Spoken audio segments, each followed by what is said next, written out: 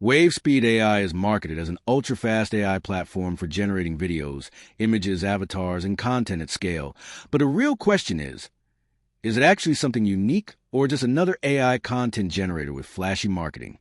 Now, to be fair, AI media generation has improved massively over the last few years, and platforms like WaveSpeed AI can genuinely speed up content production.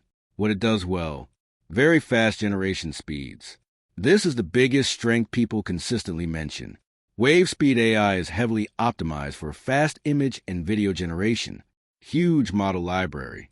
The platform gives access to many popular AI models across video, image, voice, and avatar generation in one place. Good for scaling content production.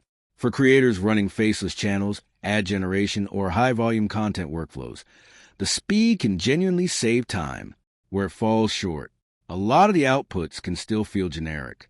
This is one of the biggest criticisms of AI-generated media overall.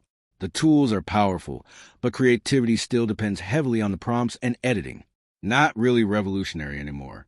The AI content generation space is now crowded with competitors like Kling, Runway, Pika, Leonardo AI, and others.